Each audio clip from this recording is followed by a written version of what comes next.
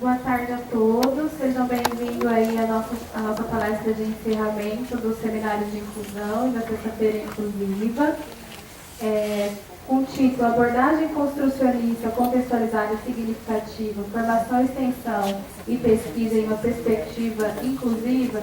Nós convidamos a professora Elisa Tomoe Maria Schlinze, da Unesp, de Presidente Prudente. Ela possui graduação em licenciatura plena em matemática pela Universidade Estadual Paulista Júlio de Mesquita Filho, mestrado em engenharia elétrica pela Universidade Estadual de Campinas e doutorado em educação pela Pontifícia Universidade Católica de São Paulo.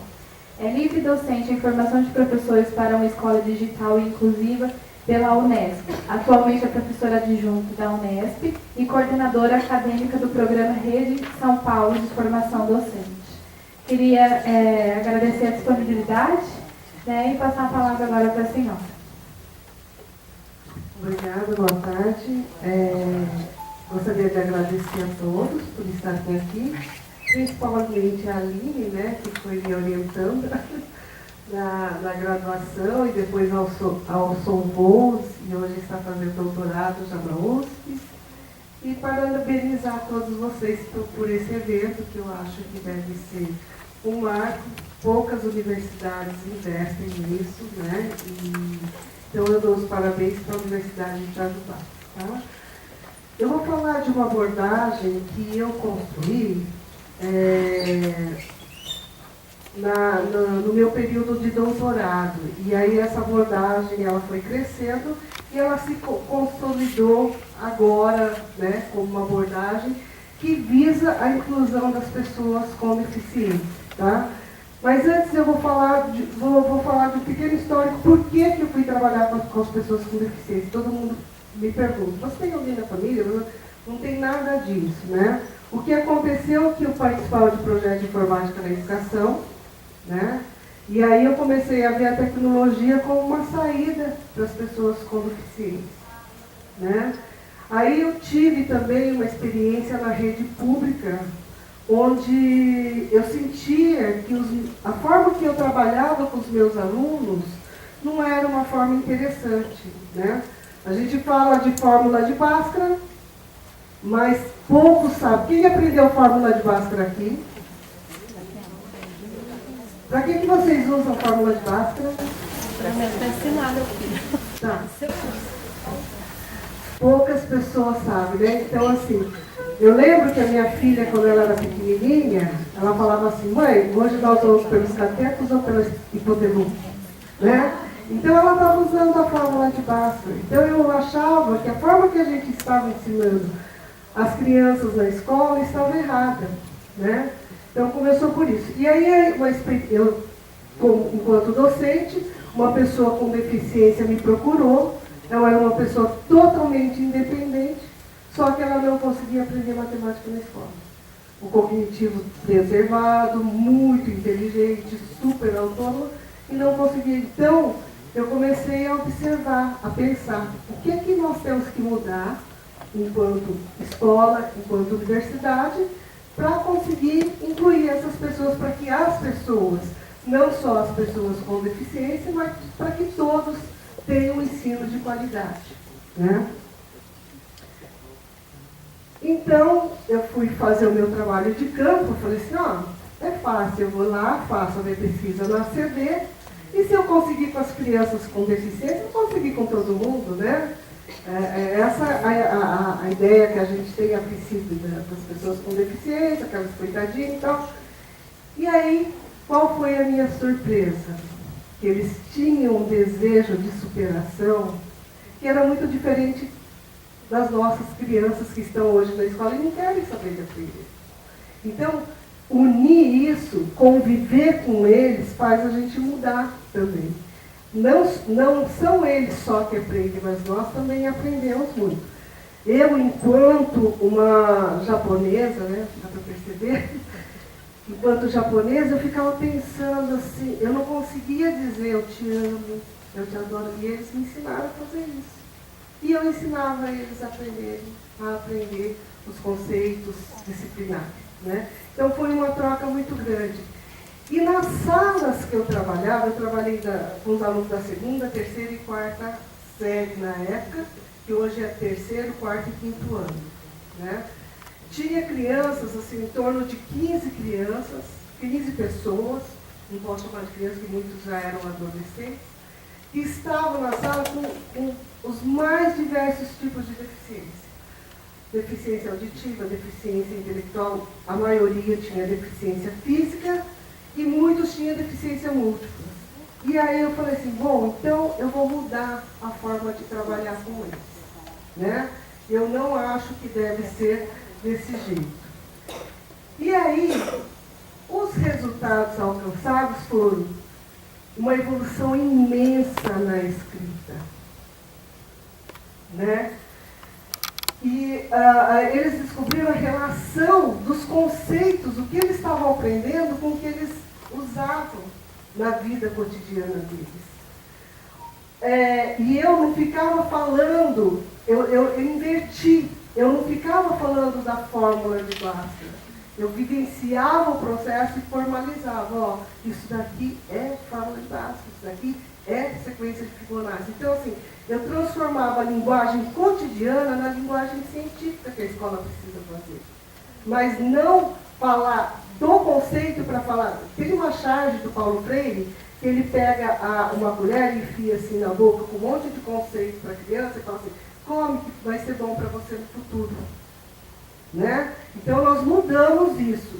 Eles vivenciavam um conceito e aí eu formalizava. A origem, a peculiaridade de cada criança, ela foi respeitada. Tinha uma criança que eles falavam para mim, Elisa, essa criança tem deficiência intelectual. Aí nós falamos, mas por quê? Né? Por que você fala que ela tem deficiência intelectual? Aí ela falou, mas é porque ela não sabe comer, ela não sabe se portar. Eu falei, mas vocês já mandaram algum assistente social para ver como que é a vivência dela? Aí eles perceberam que ela ficava presa dentro de casa. E que o único ser que ela imitava era o cachorro. E o cachorro comia no pratinho dele. Então ela botava o pratinho dela do lado e comia que nem ele. Então ela não tinha deficiência intelectual. Era a vivência que ela tinha, que era diferente da que nós tínhamos. Então tudo isso foi com a forma que nós começamos a trabalhar com essa abordagem construcionista, contextualizada e significativa. Construcionista por quê? Porque eu uso o computador para construir algo. Contextualizada porque eu parto de um contexto para começar a trabalhar os conceitos. E significativa por quê? Porque quando eu me deparo com o conceito, eu formalizo. Tá? E aí os nossos estudantes, eles tiveram uma relação com diversos materiais. Não era só com apostila, ou com caderno, ou com livro, mas eles buscavam na internet, eles assistiam vídeos, eles produziam vídeos, e aí eles tinham uma diversidade de materiais para trabalhar. Para vocês terem uma ideia, a professora, os alunos estavam na primeira série, que seria o nosso segundo ano, há 5 anos. E essa professora falou assim, olha, desses 6 não dá mais, acho que a gente tem que desligar da escola, porque eles não aprendem. B-A, ba, M-A, ma, macaco. E a criança não aprendia. Eu falei assim, você já viu o que ela sabe, né, o que eles sabem? Você já tentou ver com eles? E aí ela pediu para eles trazerem matérias de jornais, revistas que eles tinham e que eles sabiam ler. Aí chegou, eu lembro até hoje que eu estava na sala da diretora, a professora falou assim, lê para ela, Ju. E a menina leu assim, o mesmo Maluf de sempre. Quem trabalha com alfabetização sabe que é muito difícil, certo? Então, gente, eu tenho que rever a forma, porque eu limito algumas coisas nas minhas crianças e eu acho que eu estou fazendo bem. Mas será que é isso mesmo? Então, primeiro, eu falei que houve evolução na escrita. Ó, a primeira produção da criança ali, usando o Micromundos, foi, eu gosto do leão porque o leão faz né? Aí depois, com o tempo, não passou muito tempo, passou dias, ela escreveu uma história. Vocês entenderam? E aí, ó, aqui é um depoimento da própria criança, ó. Antigamente, na hora, parecia que eu sabia essa divisão. Mas depois parecia que tinham passado uma borracha na minha cabeça. Eu acho que todo mundo vivencia isso, né? Agora, com a brincadeira do supermercado, ajudou muito. Todos ajudaram para eu aprender e com o meu próprio esforço, o meu raciocínio lógico melhorou. Então, gente, vocês começam a imaginar que com uma brincadeira de supermercado, dentro de um contexto que está na vivência da criança, nós brincamos com eles, em pouco tempo, eles, no mesmo dia, eles fizeram o cálculo, somaram números decimais e só uma criança errou das 15. Por quê? Porque tinham sentido, porque eu tenho que somar isso. Tinham sentido fazer a subtração. Tinham sentido fazer a divisão. Nós fizemos depois a brincadeira do supermercado, a brincadeira da feira. E aí o menino estava vendendo cavalinhos. E ele falou assim, olha gente, vou fazer uma promoção. 3 cavalos por R$5. E cada cavalo custava R$1,50. Saiu todo mundo correndo para comprar os cavalos. Falei, opa, vocês pararam para pensar? Né? Multiplica 3 cavalos por R$1,50. Ah, dá R$4,50. Então, que promoção é essa? Aí eles começam a falar, João, você é burro, você quer enganar a gente. Então, com isso, eles foram aprendendo todas as operações matemáticas dentro de uma vivência. E aí eu ia formalizando, ó, isso daqui é divisão. E aí, com a outras, não quer dizer que ficava só na brincadeira. Bom, então vocês entenderam o que é uma divisão, o que é uma multiplicação. E aí eles começavam a fazer os exercícios no caderno, quando chegava na formalização e na generalização do conceito. Certo? E a mudança no currículo. Quando que você abre uma gaveta na sua vida e fala assim, ó, hoje eu vou ver só português. E vou ver oração subordinada. Hoje eu vou ver só matemática. E vou ver fórmula de Bhaskara. Hoje eu vou ver só química. Então não existe isso na vida da gente. Existe? A gente vive todos esses conceitos, mas de forma não linear. A gente vai vivendo. Então, o currículo, ele não pode ser um currículo linear que eu vou abrir cada coisa e vou trabalhar.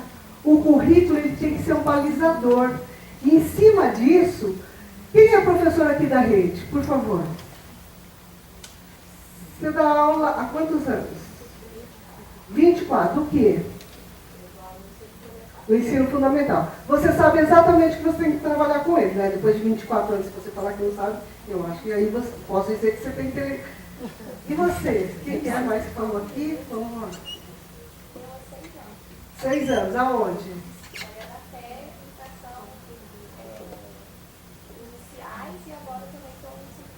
Tá.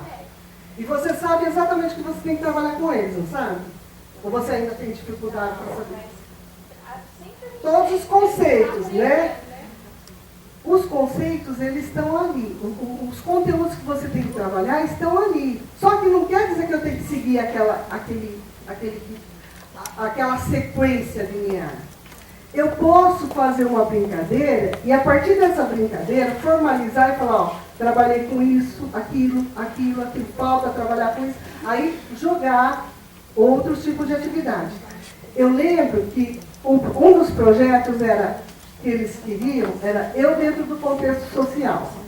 E aí a professora falou assim para mim, Elisa, eu estou preocupada, porque a maioria tem descendência negra e se nega a assumir isso, porque era eu dentro do contexto social e eles tinham que ver qual era a origem deles. E aí eu falei assim, bom, aonde que os negros se sobressaem? Né? Futebol. Vou confessar uma coisa, quando eu fui fazer o meu curso de verão no INPA, Eu era apaixonada por um menino que ele era negro, gente. Era o cara mais inteligente. Você sabe o que é o IMPA, né? É o Instituto de Matemática Aplicada. Era o cara, eu paquerava um negão e fiquei com o alemão. Mas é porque ele não me quis, não foi porque eu não quis ele, não. Vocês estão entendendo? Então, assim, aonde que os negros se sobressaem? Ah, no futebol, na música, que é uma paixão nacional. Então, vamos começar a falar quantos cantores existem, quais são os melhores cantores, que tipo de estilo de música, quanto que eles ganham. E aí passou umas 2 semanas, ele falou, meu avô foi escravo negro, veio da Bahia. Vocês entenderam? A gente não precisa ficar reforçando o negativo. A gente tem tantas coisas boas. E eu sempre falo que essas crianças, elas trazem uma história tão linda para a gente. A Sol, a Aline, vários orientandos meus conviveram com eles. E viram o quanto é bom para a gente conviver com eles. Tá? Então, o currículo ele não pode ser aquele que segue uma sequência como a escola faz. Ele tem que ser a partir de uma vivência. E a partir dessa vivência eu vou ficando o que eu consegui. Tá? E aí, você faz um esboço. E a partir desse esboço, o que falta eu vou complementando com outras atividades, como eu falei, com essa. E vou trabalhando. E vou sistematizando. Porque na hora que eles começaram a ver quanto que eles ganhavam, eu falei assim, gente, isso é percentual, isso é porcentagem, isso é não sei o quê. E eles foram entendendo. Tinha um aluninho, sim, que os pais abandonaram, o pai abandonou, ele ficou com a mãe. O pai, inclusive, era descendente de japonês. E ele era todo assim, tinha artrogrifose, né? E aí, ele queria saber do Japão, porque quando ele foi ver as origens dele, e aí ele começou a falar assim, não, porque a renda per capita no Japão é tanto, o espaço físico per capita, a professora da 4ª série começou a me cutucar, Elisa, eu não sei o que é isso. Eu falei, calma, vamos pedir para ele explicar o que é isso, né? Então é quanto que a pessoa, a média que eles calculam, de quanto se ganha ali. Então tudo isso ele foi ensinando para a própria classe. E aí quando a professora foi ver, ela falou assim, nossa Elisa, nós cumprimos o currículo e muito mais. Né? Então é isso. O currículo ele é construído no cotidiano e ele não é definido a priori. Eu só tenho uma base do que eu sei, o que é que eu tenho que trabalhar com eles. Tá? Bom, a partir disso, nós trabalhamos com os projetos. Na 2ª série, que hoje é o 3º ano, os animais. Na 3ª série, eles queriam saber por que eles eram deficientes. Esse era o projeto. Tá?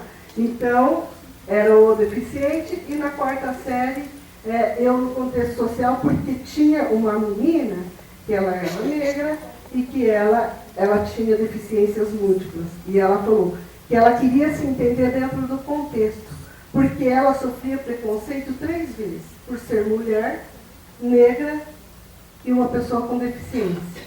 Certo? Então, eles mesmos definem qual é o tema que eles querem trabalhar. Então, a estratégia que eu uso para trabalhar com abordagem construcionista contextualizada significativa é o desenvolvimento de projetos, trabalho com projetos. Tá? Bom, aí, um dia um aluno chegou para a professora e falou assim, professora, a gente não vai ter mais aula, a gente vai brincar agora todos os dias? Ela ficou apavorada. Aí eu falei assim, então tá, vamos fazer o seguinte, você formaliza com eles no quadro, é que aqui não dá para enxergar direito, formaliza quais conceitos eles já trabalharam. E ali as próprias crianças pontuaram tudo que eles tinham trabalhado. E aí, depois que eles pontuaram tudo que eles tinham trabalhado, a menininha fala, pesquisar é muito importante, porque você busca informações sobre assuntos em vários lugares. Antigamente eu tinha que saber só o que estava no livro. Vocês viram a diferença? Então, assim, eles viram que eles tinham coberto todos os conteúdos programáticos e foram além. Tá? Bom, aí a mudança, se eu trabalhar desse jeito, tem tem razão de ser de eu fazer aquela avaliação escrita, que eu quero que ele me devolva o que eu dei para ele? Não, né? Então eu tenho que mudar a forma de avaliar. Eu não posso continuar avaliando do mesmo jeito. Então o que eu faço? Eu comecei a trabalhar com avaliação individual e observar quais são as expressões, não só pela escrita, verbais, tá? Escritas, e outras produções. Eles produziram uma peça teatral. Eu lembro que na peça teatral, quando tinha um aluno na 4ª série, a mãe batia muito nele, porque ele falava... Então a mãe tinha vergonha, e ela batia muito nele. E aí, quando eles começaram a fazer a peça teatral, eu dentro do contexto social, eles queriam falar sobre o descobrimento do Brasil. E ele queria ser o padre que rezou a primeira missa. Aí todo mundo, mas professora, ele não sabe nem falar. Ué, ele quer, vamos deixar. Ele fez uma pesquisa na internet, como que foi a primeira missa. Ele decorou todo o roteiro, ele fez o roteiro. E aí, nos dias do ensaio, eu lembro que a mãe dele ficava lá no fundo. Aí, depois ela começou a vir para frente, para frente, para frente, para frente. No dia da apresentação, que foi lá no teatro da ACD, que é imenso, ela trouxe toda a família, câmera fotográfica e filmadora. E quando ele desceu, ela abraçou ele e falou assim, meu herói. E é isso que a gente precisa. A gente não precisa de uma escola para falar que a criança é burra, que a criança tem problemas familiares, que a criança tem dificuldade de aprendizagem. A gente precisa de uma escola para mostrar o potencial dessas crianças, o que elas podem, né? E aí, eu não vi só a evolução cognitiva dessas crianças. Eu vi uma evolução social, política, afetiva e emocional. Elas começaram a acreditar nelas, elas começaram a demonstrar o sentimento dessa mãe com essa criança, e assim por diante. Tá? Aí, a avaliação, eu fazia, como eles eram seres ativos do processo, a gente conseguia perceber como trabalhar mais com determinados alunos. E a gente conseguia melhorar. Tem um conto, vocês já ouviram o conto português que fala que a bicharada quis montar uma escola? Já? Da topeira, já ouviram? Então é assim, vou falar rápido. A bicharada resolveu montar uma escola, né? Aí, o pato, ele não andava bem, só que ele não corria. Aí o que eles fizeram? Começaram a pôr o pato na pista e mandar ele correr. O que aconteceu? O pato disse, olha, a escola não serve para mim, eu sou burro, vou sair da escola. A topeira, ela cavava super bem, só que ela não sabia voar. Começaram a pôr a topeira no alto da montanha e jogar a topeira em cima. Ela entrou no processo de depressão, falando que a escola não servia para ela também. Então é isso que nós temos que tomar um cuidado. Nessa avaliação, é ver que potencial e que competência a pessoa tem. Não só as dificuldades. E as dificuldades, elas vão sendo superadas e não evidenciadas. É isso que a gente tem que trabalhar numa avaliação, tá? E toda avaliação que eu fazia, eu complementava com o pai, com o depoimento do pai e da mãe. Vocês já assistiram, por favor, procura no YouTube, que eu acho que é super importante. Tem um vídeo do Paulo Freire com Seymour Papert, tá? Que foi na Seymour SYMOR Papert, tá? Nessa conversa, o Papert conta que uma criança pergunta para a professora assim na escola, professora, o que eu aprendi hoje? Aí ela vira e fala assim, ué, por que você está me perguntando? Não, porque toda vez a mãe me pergunta, você respondeu o que eu aprendi na escola. Né? Então é isso que a gente tem que pensar. O que será? Será que a gente está trabalhando desse jeito com os nossos filhos? E aí, nesse processo, na minha pesquisa, uma menina ela fala que todo dia, quando ela chegava em casa, a mãe perguntava para ela o que ela tinha aprendido. Ela não sabia responder. Ela falou, aí a mãe avança em mim. Depois ela fala assim, agora eu chego em casa contando tudo que eu aprendi e o que eu fiz na escola. Né? Então, e a mãe, a própria mãe mesmo, chega e conta para a gente sobre a evolução da filha. Então, a avaliação, ela é em momentos coletivos, ela pode ser no computador, e a própria autoavaliação dessas crianças. O menino, ele fala assim, gostei muito desse jeito novo de estudar. De repente, percebi que eu sou capaz de produzir um texto com início, meio e fim. Descobri o meu potencial, e não é porque eu sou deficiente que qualquer coisa que eu faça está bom.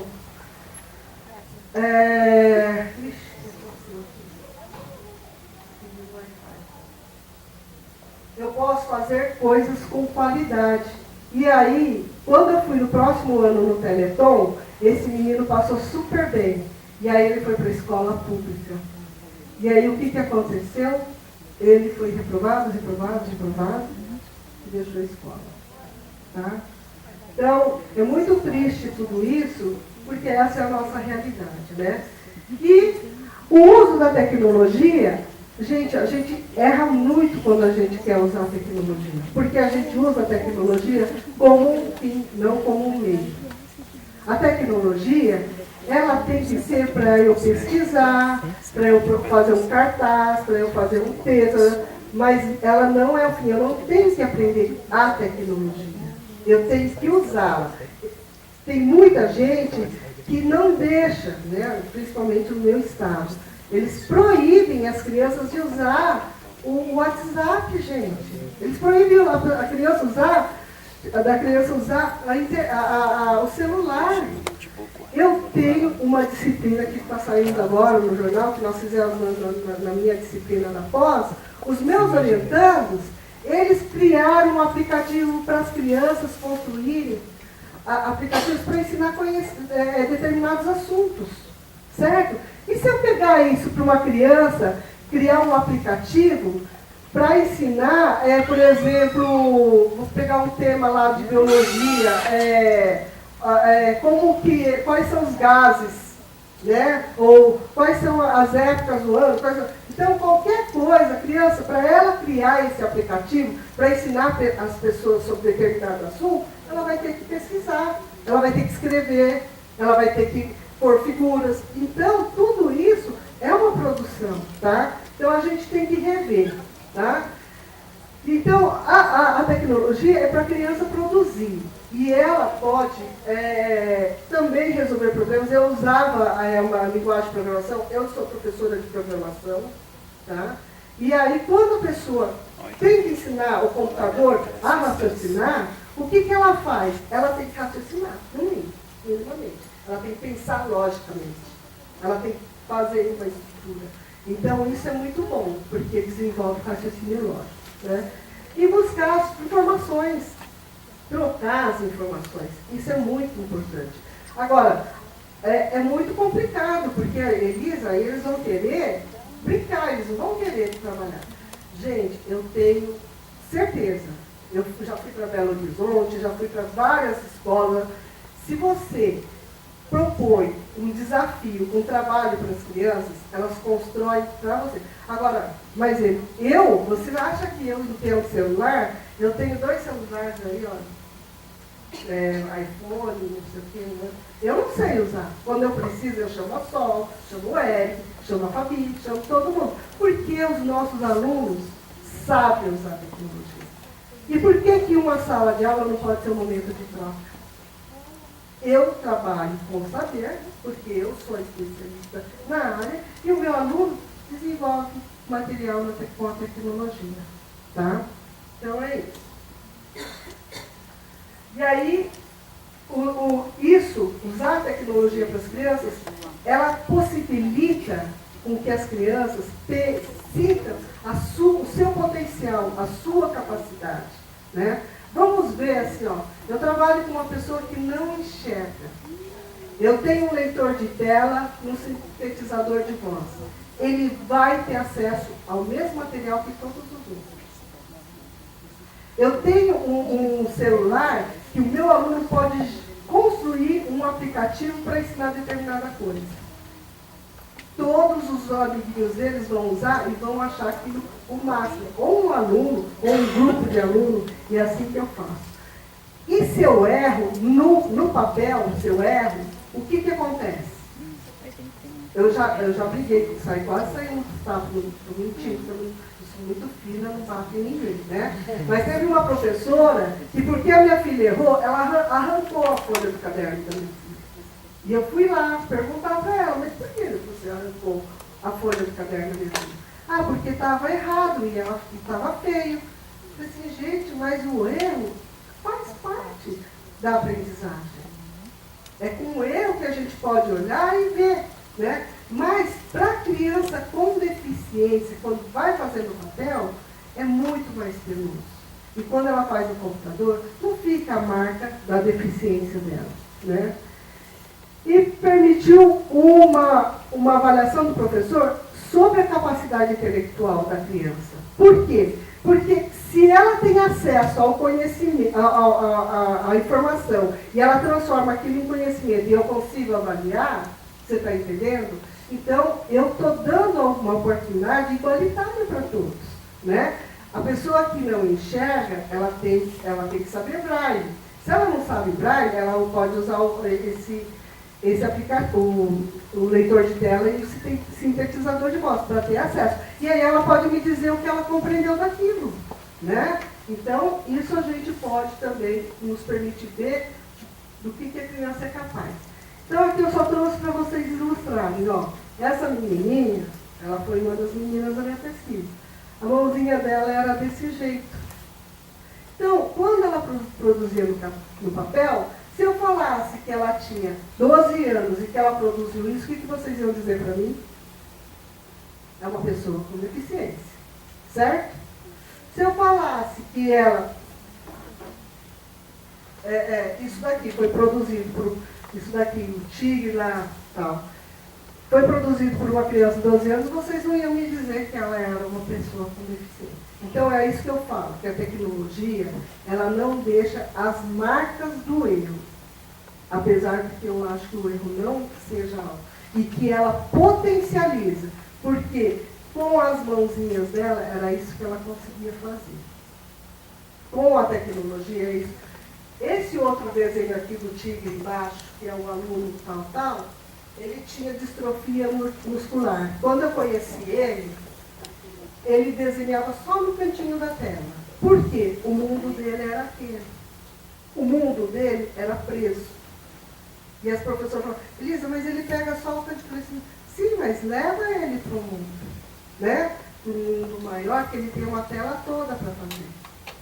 E aí ele começou a produzir, e para ele fazer qualquer tipo de desenho, a gente tinha que pegar a mãozinha dele e pôr em cima da mesa, e aí ele começou a produzir.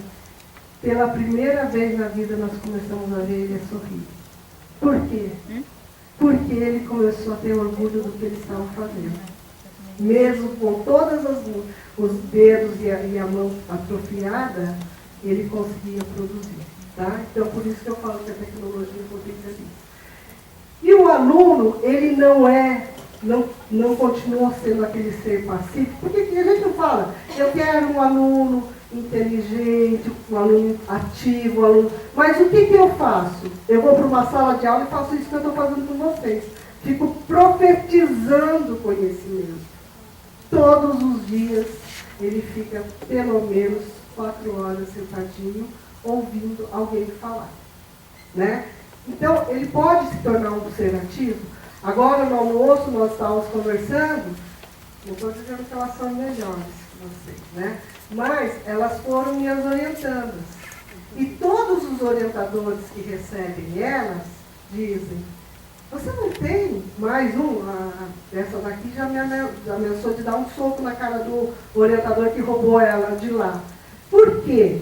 Porque eles se tornam o ser ativo do processo. Apesar de eu ser a orientadora, elas aprendem. E têm que aprender. Porque são elas que fazem, não sou eu que fico falando o que elas têm que fazer. Vocês estão entendendo?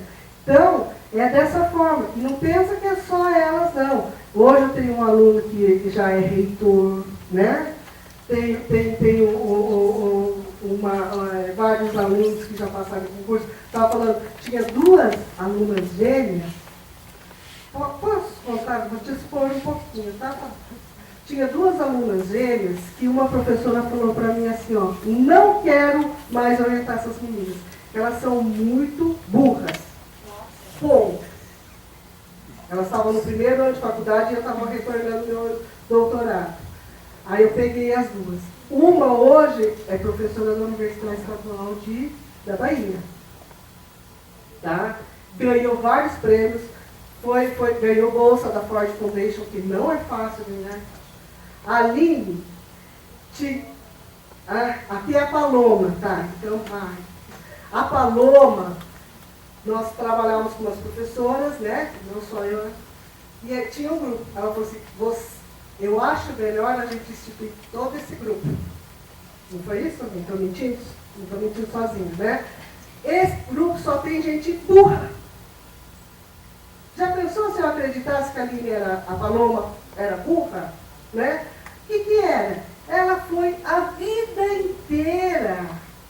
inteira dirigida. Como é que da noite para o dia eu quero que ela se torne uma pessoa autodirigida? Só que elas brigam comigo, eu jogo elas no fogo, aí elas aprendem. Então é assim. Vocês estão entendendo? Por isso que, de forma alguma, não existe uma pessoa burra e uma pessoa inteligente. Existem pessoas estimuladas e pessoas desestimuladas. Existem pessoas ativas e pessoas retroativas. Que tipo de aluno eu quero? Ativo. Certo? E aí eu tenho que pensar no meu comportamento enquanto professor. Eu sempre falo para elas, eu falo para as minhas filhas, é muito mais fácil eu pegar, em 2 minutinhos eu pego o seu sapatinho e põe lá no sapatinho. Mas eu tenho que gritar todos os dias com você para você guardar o seu sapato no sapatinho. Porque um dia aquilo vai entrar, não é possível. Então, é isso que nós temos que fazer, com que os nossos alunos façam. Tá? E hoje, assim, cada um tem que descobrir os seus desejos pessoais. A Aline é boa nisso, a Sol é naquilo, a Gabi é naquilo, como que é seu nome? Você é atrás da Paloma. Oi? A Cibele. Cada um tem um potencial, gente. Eu não tenho que ser igual a ninguém. Eu tenho que ter um grupo que complementa o meu potencial. Certo? Ninguém é completo. Quem sabe fazer tudo aqui? Ó, gente, além de pesquisador, eu sei cortar meu cabelo, fazer uma comidinha gostosa. Mas, oi? Pão de queijo, faço um bom pão de queijo. Apesar de não ser mineira. Mas então, gente, eu tenho um monte de coisa que eu tenho muita dificuldade, muita deficiência. E isso é natural. Vocês acreditam que quando eu tinha quando eu comecei a ir para a escola, né? Eles achavam que eu tinha efeito retardado? Por quê? Porque quando eu começava a fazer um buraquinho, a minha prima vinha me beliscava e eu continuava fazendo buraquinho. Depois disso, quando eu terminava o meu buraquinho, eu lembrava que ela tinha me beliscado e eu ia lá e batia. Então ela é feita retardada. Certo?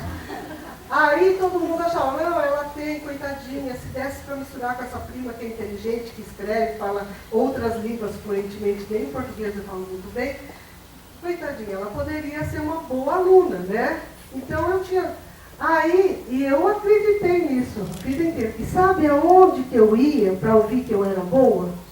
No meu dentista. Eu acordava 5 horas da manhã para ir no dentista, porque ele falava assim, nossa, você é muito inteligente, você é muito bonita, você é muito... Nossa, eu me achava, apesar dos meus dentinhos todo podre, né, porque eu tive problema, eu tive que tomar muito antibiótico, o meu dentista me achava linda. Então era lá que eu queria ir. Então por que a escola chega para as crianças e fala, nossa, ela é difícil, ela não sei o que, ela não sei o que, eu não quero ir para a escola. Né? Então, assim, eu tenho que mostrar qual é o potencial e mostrar qual é a habilidade, qual é a competência desse aluno. Eu não posso ficar trabalhando em cima da deficiência dele. A deficiência, ela não tem que ser evidenciada, tá? Bom, aí isso daqui, ó, foi tudo construção dos alunos, no computador, usando micromundos, usando Word, usando Paintbrush. Então, coisas muito simples, que não são difíceis e que a gente permite que o aluno construa. Eles chegaram a escrever cartas. Bom, aí eu retornei para a Unesp e veio uma aluna me procurar, a Rita, né? Todo mundo aqui conhece a Ritinha, viu a nossa mascotinha. Ela veio e falou assim: Elisa, eu queria aprender com você. Eu soube que você fez um doutorado com pessoas que nem eu. Ela não fala assim, tá? Não é? Ninguém entende. E aí, você pode trabalhar comigo? E nós começamos a trabalhar. Então, nós começamos com os projetos de extensão. Tá? E aí, nós construímos um grupo de pesquisa. Como a Aline construiu. Quando que você começou a construir o grupo ali, Paloma? Fala, Paloma, difícil. Há 2 anos. Em 2002, nós construímos o nosso grupo. Tá? Então, é uma história longa, né? E nesse grupo, o que nós começamos a ver? O que é a inclusão? É o meio pelo qual a escola e a sociedade, né, buscam valorizar as diferenças das pessoas. Não é reconhecer nem aceitar. O difícil é valorizar, tá? Reconhecendo as habilidades e reorganizando a minha estrutura, né? Como que eu trabalho com as crianças. Utilizando os mais diversos recursos. Entre eles, que nós usamos, foi a tecnologia, né? Para o afloramento dos estudantes público-alvo da educação especial. Tá bom? Então, esse é o princípio da inclusão. Não adianta falar assim: olha, gente, eu sou inclusiva, porque eu aceito o meu aluno com deficiência na minha sala. Então, você já não é. Tá? Então, assim, olha, gente, eu sou... Todo mundo fala assim: Elisa, como você é boazinha, que lindo a sua pesquisa, porque você trabalha com as pessoas com deficiência. Então, gente, vocês não sabem o bem que essas pessoas fizeram. Vou contar só uma historinha rápida. Quando eu comecei a fazer pesquisa com essas crianças no ACD, a cada dia eu ia me encantando, eu ia aprendendo a mudar a Elisa enquanto uma pessoa afetiva, social, política, e fui mudando. E um dia eu acordei, dá para virar, né? Porque a mulher tem TPM, tem todos esses problemas. Acordei, peguei discuti com meu marido, estava irritada, fui trabalhar. Cheguei lá, comecei a trabalhar com as crianças, comecei a olhar, comecei não sei o quê. Aí fui comer lá no restaurante, vi um pai, porque lá na CD não tem só o setor escolar, onde só tem crianças bonitinhas, saudáveis. Tem crianças que não comem mais, que estão numa maca, e o pai tentando dar comida para a filha que estava na maca. Aquilo, eu falei assim: gente, como eu sou idiota, por que eu briguei? Eu nem lembrava mais por que eu tinha brigado com meu marido. Né? Então, aí eu olhei para minha mão e falei: nossa, fui assaltada no ônibus, porque eu morava em Campinas e tinha ido para São Paulo. Fui assaltada no ônibus, roubaram a minha aliança. Né? Aí terminei, voltei. Quando eu estava voltando para casa, liguei para o meu marido e falei: você vai me buscar lá na rodoviária e tal? Ele vou assim. Falei: ai, meu, você não sabe o que aconteceu. Roubaram a minha aliança no ônibus e não sei o que. Falei: não, Elisa, não roubaram a sua aliança no ônibus. Você jogou a aliança no chão, tão brava que você estava. Então, assim, vocês viram que um dia de convivência com aquelas crianças, eu revi todo o meu comportamento e passei a pensar de uma forma diferente. Para que eu tinha que brigar por tão pouco, que eu nem lembrava por que eu tinha brigado, sabe? Então, não fui eu que fiz o bem para eles. Eles fazem muito bem para a gente. E eles vão fazer muito bem para as nossas crianças que vão conviver com eles na sala de aula. Tá? Bom, e aí, existe então, vocês compreenderam que tem que mudar, certo? Que eu tenho que incluir as crianças. Existe uma política, aumentou em 600% a matrícula das pessoas com deficiência. classe comum, pessoas com PGD, pessoas com altas habilidades. Então, eu tenho que mudar. Mas a dificuldade está em como fazer. E aí, em como fazer é o que eu falei. Somente com essa abordagem. Se eu ficar numa abordagem onde eu vou ficar profetizando conceitos, eu não vou incluir. Nem os que não são considerados deficientes, nem os que não têm diagnóstico, e nem as pessoas com deficiência. Tá? E aí, eu tenho que trabalhar com projetos, é a melhor forma. Depois de 15 anos de pesquisa pós-doutorado, e mais os 4 anos de pesquisa do doutorado, quer dizer, quase 20 anos, eu só acredito que a gente vai conseguir incluir se a gente... E aí, quais eram os pressupostos dessa abordagem? Que os estudantes com público-alvo da educação especial podem ter potencialidades e habilidades exploradas, desde que sejam encontradas formas que possibilitem que eles tenham acesso e que eles possam se expressar. Tá?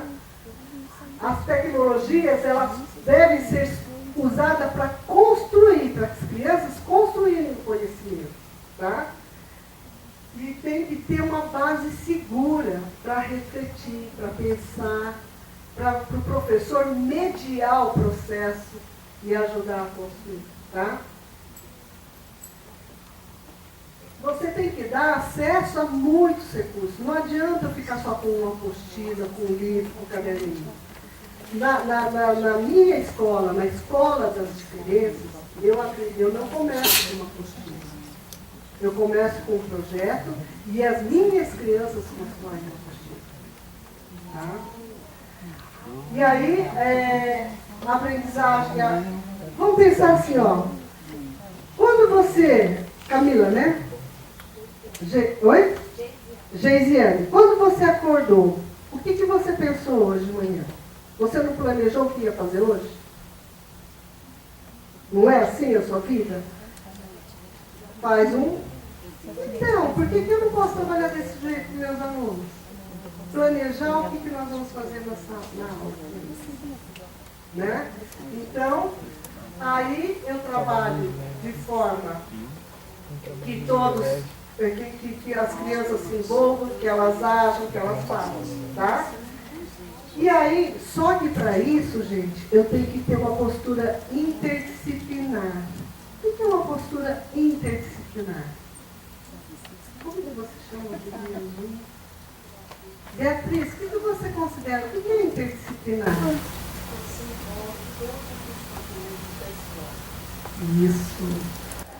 Isso é quando você envolve todos os conteúdos da escola, é multidisciplinar. Interdisciplinar é quando eu mudo de postura. E qual que é a minha postura? Minha postura é de humildade diante do meu não saber, eu não sei usar tecnologia. E qual que é? E de generosidade diante do não saber dos meus alunos os conteúdos. Então, aí, quando eu mudo a minha postura e junto essas disciplinas, eu tenho uma postura interdisciplinar. Tá? Então, eu mudo a forma de ver os meus alunos, a forma de trabalhar com os meus alunos e com os meus colegas de trabalho. Tá? Então, a partir daí, nós começamos, junto com esse grupo, nós começamos a fazer o projeto de extensão. A Paloma participou de todos, né? Então, no de extensão, tá? A gente fazia um acompanhamento das crianças usando o computador. Essa primeira menina aqui, ó, é o que eu falei, que ela é a nossa mascotinha. O que ela queria? Ela queria aprender a ler e escrever. Ela chegou para a gente, ela não juntava duas letras para construir uma palavra. E aí, ela já tinha passado por várias instituições. Ela juntava, ela até reconhecia assim, o alfabeto, mas ela não conseguia juntar para construir uma palavra. E aí, eu falei assim, Ritinha, do que você gosta? Eu gosto de romance, né? Gosto de romance. Que romance? Ah, Sabrina e... como que é a outra? Júlia. Os meninos aqui não devem conhecer, né? Mas as mulheres da minha época conhecem, né? São livros de romances, contam histórias de casais, não sei o quê. E aí ela falou assim, e como que você faz para saber? Porque ela tinha visão subnormal, deficiência intelectual e dificuldade na fala. E dificuldade para andar, dificuldade motora. Aí eu falei assim, como que você faz? Eu falei, eu não sei ler. A minha empregada lê para mim. Só que ela, naquela parte melhor, ela pula. Então você tem que aprender a ler. Para sua empregada não te enganar mais, né? Então nós começamos a pedir para a professora de português para pegar poesias, porque como ela não sabia ler, a gente tinha que ampliar muito. Pegar poesias, e a gente ampliava, e nós fizemos alfabetização lectoescrita com ela. Em 4 meses, está aí a falando que me deixando aqui sozinha, em 4 meses ela escreveu um romance de 10 páginas, tá certo que era com letra 72, mas... E para quem trabalha com alfabetização, no romance dela, a frase que mais me marcou era assim, ó, em um canto discreto da sala, havia uma cama entalhada. Vocês sabem para que servia a cama, né? Então o resto eu não preciso contar. Então, só que ela não queria que a gente mostrasse esse livro para a mãe dela. Por quê? Porque lá ela colocava todos os desejos sexuais dela. Vocês entenderam? Então esse foi o projeto com a Ritinha. Com a Catiúcia, essa segunda, ela queria se comunicar com o mundo.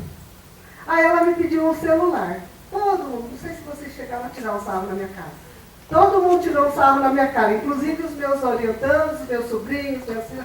Ô mãe, porque ela não fala. Ela só move o dedão direito, né? Direito, um dedão. Aí eu falo, conta lá, tiraram o sarro. Eu falei assim, gente, quem somos nós para dar um limite para ela? Ela vai ter o celular dela e eu quero ver. Passou uma semana, ela arranjou um namorado em São Paulo. Hoje ela não namora mais virtualmente, hoje ela namora presencialmente. Mas foi um começo, certo? E ela tem um blog, né? No blog não, tem um Facebook, né? Tem um monte de coisa. E essa outra que queria fazer faculdade, a Cláudia, e ela não conseguia, porque ela queria fazer fisioterapia, então as meninas começaram a procurar cursos à distância para ela fazer. E no meio dessa construção, ela fez uma autobiografia. Foi muito bacana também. Tá? Então esses eram os nossos projetos. Gente, passou mais ou menos em torno de uns 255 pessoas, né? Lá. Então, não vou contar história por história, mas eu quis ilustrar que desde a parte de alfabetização até a graduação a gente trabalha com as crianças do laboratório. Um outro projeto era a antiga sala especial. A professora tinha 11 crianças incluídas com deficiência intelectual. E aí, o que nós fizemos? O projeto era Horta Pé no Chão. Tá? Não vou ficar falando. Primeiro eles começaram a construir a horta. Depois eles foram fazer pesquisa de mercado, tanto no supermercado quanto na papelaria, para fazer os cartazes, para ver quanto que eles iam arrecadar produzindo aquelas coisas. Começaram a vender no bairro as coisas. Então, gente, se eu mostrasse só a atividade de baixo e perguntasse para vocês que tipo de deficiência essas crianças têm, vocês iam adivinhar? Que era intelectual? Então, né? Então elas começaram a fazer cartazes dizendo para não pisar na grama, porque as crianças da escola, eles ficavam num porão, escondidos da escola. E aí quando eles começaram a fazer a horta, as crianças da escola começaram a pisar na horta, a destruir a horta. E aí eles começaram a fazer explicar para a escola o que eles estavam fazendo, começaram a vender para o bairro o que eles plantaram, dividiram entre eles, começaram a fazer um lanche coletivo e saudável na escola. Então eles passaram a se socializar e a aprender os conceitos disciplinares necessários. Em um ano, esses alunos todos foram para a classe comum. Só 2 que não ficaram e um que morreu. Não foram porque os pais solicitaram que não fosse, porque eles já tinham sofrido muito na classe comum, e ainda nós estávamos em 2002, era um processo que estava iniciando e os pais estavam temerosos. Né?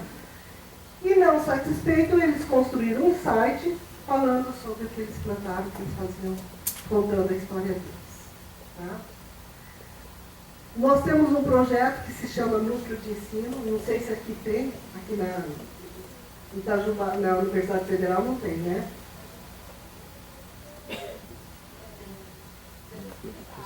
Tá. Então, o Núcleo de Ensino é um projeto que a universidade faz e que nós vamos para a escola formar os professores. Nós trabalhamos diretamente com os professores. Fazemos formação, fazemos o trabalho lá. Tá? Temos também o projeto que aí a Paloma, a Sol, né, participou, é o projeto Rivete, que vocês podem fazer. A Paloma disse que tem vários alunos do curso de computação, né? Então eles implementaram softwares, acabou o projeto, tá? Mas desses 25 objetos implementados, foi nessa fase que a professora falou, eu não trabalho mais com esse grupo, porque esse grupo é muito bom, porque era muito difícil, eu tinha que trabalhar com pedagogos, computeiros, né? E o pessoal de design. Então era muito difícil conciliar atividades, né? E aí nós implementamos mais de 25 softwares das mais diversas áreas, e dentre esses 25 softwares, 5 foram premiados. O primeiro foi o Fazendinha, né? O Fazendinha é o best-seller que está no pior. Vamos pular essa parte. E aí tem o Banco Internacional de Objetos Educacionais. Você sabe quanto? Acho que está em torno de 20 e poucos. Aí depois que eles produziram, o Ministério, em 2008, resolveu criar um Banco Internacional de Objetos Educacionais, onde eles... Você lembra a região que vocês ficaram? Sudeste? Sul, Sudeste, América Latina, mas depois acho que um grupo foi para a China também, né? Assim, os nossos estudantes, isso vocês também podem fazer. Eles faziam uma pesquisa de todos os objetos que existiam. E aí eles catalogavam, eles avaliavam a qualidade pedagógica e técnica. Depois eles catalogavam, aí tinha uma professora da área que fazia avaliação, e era aprovado para o MEC tinha uma outra pessoa que fazia a avaliação, e agora está disponibilizado. Então, tem todas as áreas possíveis, todas as modalidades possíveis, todos os níveis possíveis ali. Então, vocês podem entrar nesse BIOI e vocês conseguem catar todo esse material, tá? O portal do professor, a Sol foi a que trabalhou mais. Então, quando vocês pegam esses objetos, fica difícil pensar numa aula, produzir uma aula, quando a gente não tem experiência. Então, no portal do professor, tem várias aulas, exemplos, que eram montadas pela equipe e avaliadas pelo Ministério. Tá? E lá também tem vários tipos de formação, vários tipos de vídeo, várias coisas importantes. Tá? Depois tem se vocês não conseguirem achar nada disso, o acervo digital da Unesp, ele tem um link que replica, que te dá o contato, e lá também, tem quantos cursos? 30 cursos cadastrados, né? No acervo. Só não tem a mediação pedagógica e não tem, mas tem assim, materiais sobre inclusão, materiais sobre... Não, não é no acervo. Isso. No acervo tem os materiais. Tem quantos materiais? Muitos.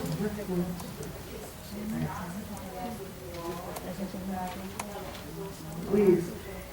E aí, se vocês entrarem na Unesp Aberta, tem cursos que usam esses materiais do acervo. Tá? Bom, E aí tem um programa institucional. Você tem esse programa aqui, Bibi? Então, onde a gente consegue uma bolsa para os nossos orientandos ir trabalhar diretamente dentro da escola. Tá? Aqui eu tenho um projeto com 45 alunos, mas da área de educação inclusiva, nós temos 10 alunos envolvidos. Tá? Aí tem o PROESP. Você estava na época do PROESP? Não, né? O PROESP é um projeto que nós fizemos para a CAPES, e aí nós conseguimos 8 bolsas de mestrado e 2 de doutorado. Tá? E tem um livro. Desculpa, Aline, mas eu vou mandar para você. Eu ia trazer o livro para vocês que as meninas produziram, mas eu esqueci. Tá bom? Eu tenho um livro publicado.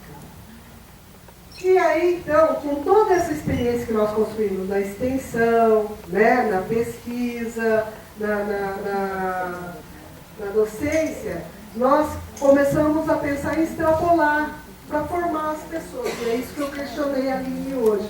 Porque aí nós começamos a montar cursos na modalidade semipresencial e à distância. Então, o primeiro curso que nós montamos, todas você também, Gabi? Não, você foi cursista. As duas foram tutoras, e também você foi pesquisadora, né? E aí, o que acontece? O curso era de 180 horas para trabalhar com tecnologias assistivas, né? E nós fizemos 6 edições. Eu participei de 4, depois eu fui para o Ministério da Educação, tá? Fui trabalhar como coordenadora de políticas. E aí, nós formamos 246 turmas, com aproximadamente, em média, 25 alunos, né? 25 cursistas. 5.832 cursistas foram certificados em 25 estados. Tá? E aqui assim está as cores de todos os estados que nós trabalhamos.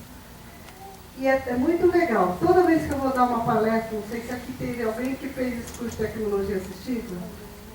Então, toda vez que eu dou uma palestra, tem um aluno, e eles me reconhecem, a gente conversa muito. E eles falaram que gostaram muito do curso.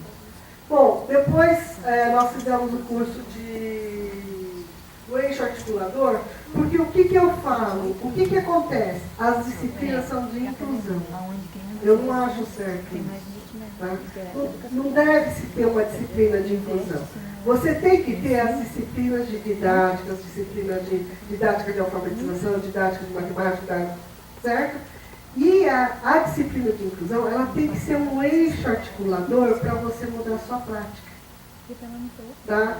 E aí nós fizemos isso no curso de pedagogia, que a Gabi foi aluna, e que agora ela está no doutorado, e ela vai trabalhar nesse curso. Né? E nós formamos mais ou menos, né, quer dizer, começou com 1.350 vagas, mas nós formamos mais ou menos 1.000 pessoas. Tá? Eram 27 turmas, 21 unidades, né? E a gente trabalhou com todas as áreas, mas não com a inclusão, e sim como incluir essas pessoas. Tá? E o último projeto, a Gabi era audiodescritora e revisora, e a Sol era design educacional. Aqui vocês trabalham com design institucional, né? Por que a gente fala design educacional? Porque nós queríamos trabalhar em cima dessa abordagem, construcionista, contextualizada, significativa. Então tinha que ser alguém que entendia muito bem da parte pedagógica. Tá? E aí, o que nós fizemos? Nós montamos 6 cursos das áreas específicas: deficiência auditiva, intelectual, física, visual, né? PGD e altas habilidades. Além disso, tinha aproximadamente 100 vagas para cada área e mais 1.000 vagas para a área de inclusão. Isso era um projeto com o governo do estado. Das 1.600 pessoas, nós finalizamos agora, que era para 360 horas, o curso de educação inclusiva. que era para os professores da classe comum e os gestores, supervisores. E aí, desses 1000 cursistas, nós formamos, já finalizou. Tem alguns que ainda ficaram doentes, tiveram doenças graves, problemas.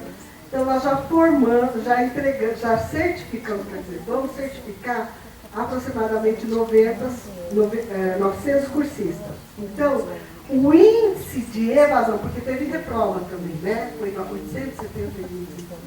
O índice de evasão está em torno de 8%. Tá? Então, eu vou mostrar para vocês a avaliação que não foi feita por nós, mas sim pelos próprios tutores e cursistas, né?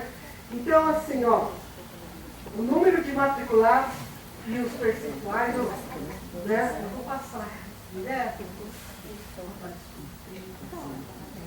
Então, ó, o índice de satisfação dos cursistas, tá? Está em torno de 90%.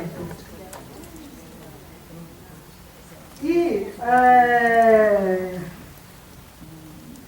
eu não vou falar das lições, que elas são muito... E assim, gente, nessa apresentação dos TCCs, eles mandam representante da secretaria para assistir a apresentação. E eles falam que esse foi o primeiro curso que está tendo impacto na escola após formação. Então, nesses aproximadamente 900 e poucos cursistas que participaram, eles conseguiram trabalhar dentro da escola, porque a abordagem era assim, eu não dava os dados para eles, eles traziam os dados da escola e a gente fazia a formação deles em cima dos dados.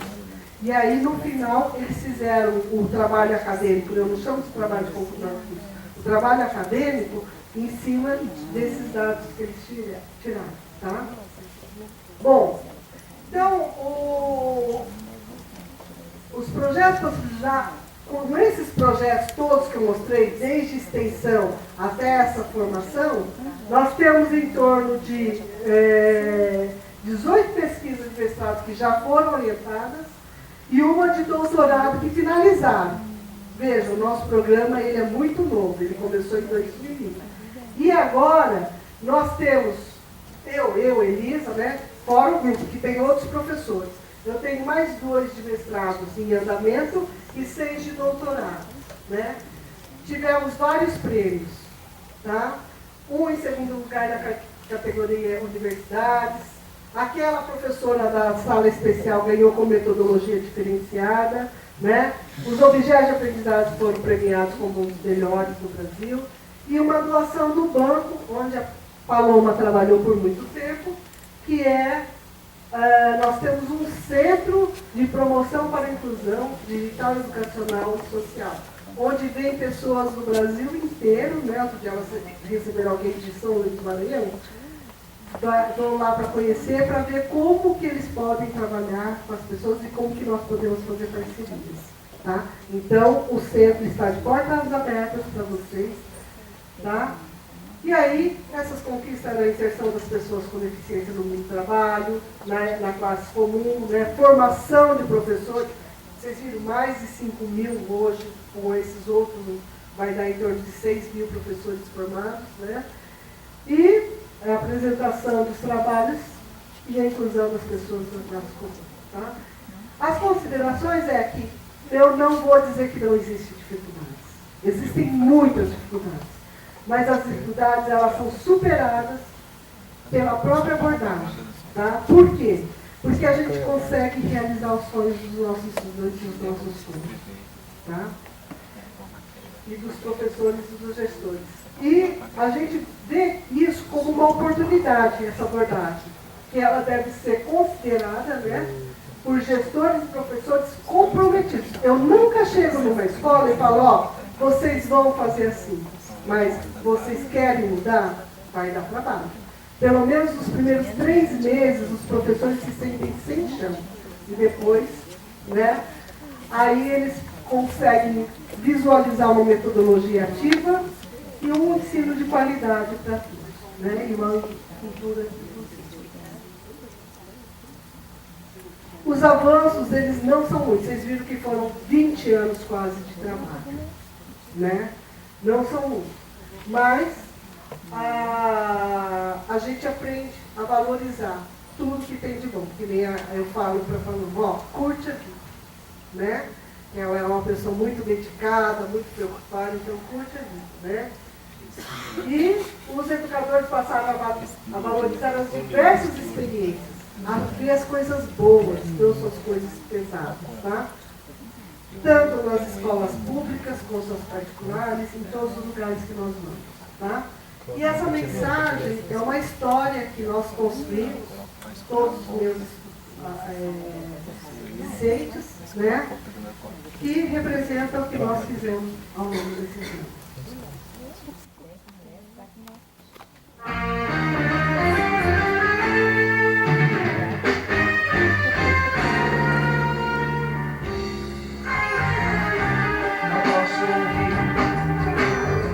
Mas percebo as batidas de um coração. Não posso ver, mas sinto a luz do brilho do sol. Não posso andar, mas cheguei até você. Não posso falar, mas me entende quem me vê. Falta em mim, não me impede que eu seja feliz. Canto e danço,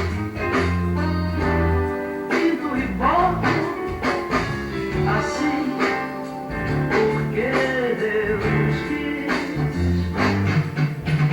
Saiba que o ver, o andar, o ouvir falar não são necessidades essenciais. Brasil, me olhe de frente e venha pra rua. Inclua nos seus ideais. Brasil, me olhe de frente e venha pra rua.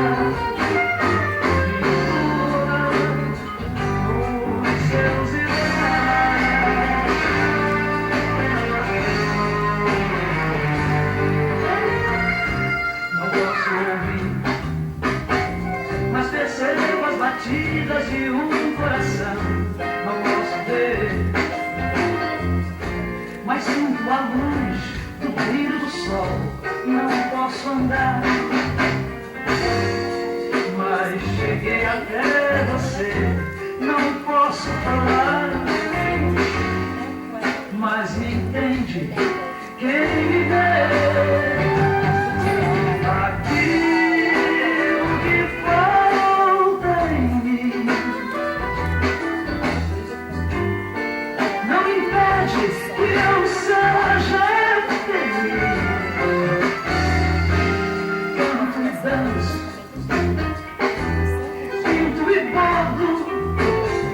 Assim, porque Deus quis.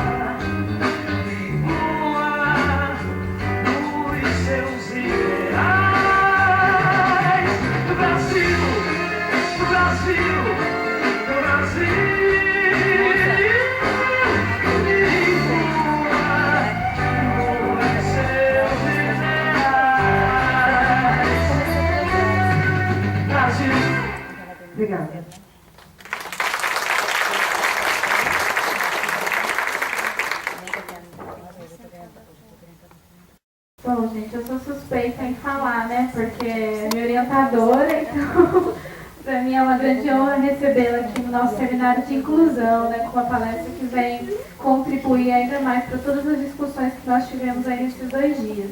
Agora eu vou abrir para perguntas, tá? Para que vocês possam aí aproveitar os minutos ainda que nos restam. Quem tem a primeira pergunta? Daniela. Elisa, a gente sabe que o trabalho com projetos é sempre muito bom, né? E você apresentou uma experiência na ACD.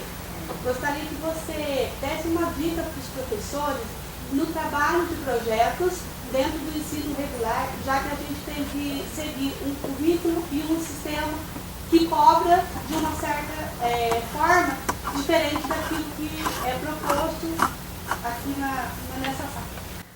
Você está vendo essa turma aqui? Isso daqui foi na escola, uma escola estadual, onde o índice de evasão, o índice de violência era altíssimo e o índice de analfabetismo funcional era em torno de 90%. Tá? Eles nos procuraram, estavam desesperados, porque não era só as crianças com deficiência que eles estavam com problema, era com a escola como um todo.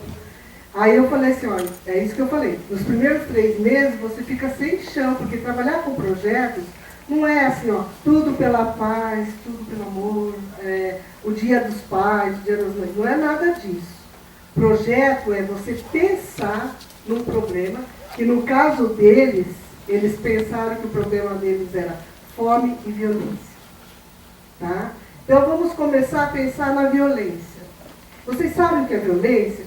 Ah, eu sei, dona. O que é violência? Violência é violência. A gente bate, faz a porrada. Ah, então tá. Então o que é uma violência doméstica? Ah, é o patrão batendo a empregada. Aí todo mundo começou a rir. Ah, então vamos pesquisar o que é violência. Né? Vamos pesquisar. O que é violência? Que tipos de violência existem? Aí eles começaram a pesquisar. Violência doméstica, violência sexual, todos os tipos de violência. Fizeram uma síntese. Passaram os tipos de violência que existem e um questionário para a escola. Foi detectado que nunca ninguém percebeu e que o menino pediu para a gente não contar que tinha um menino que era violentado sexualmente pelo professor de educação física. Certo? E aí eu fico vendo, e a professora de geografia falou assim, olha, eu fico falando da Revolução Francesa, meu aluno, eu não sei nem o que está acontecendo dentro da minha escola. Certo? E aí começou a se trabalhar desse jeito.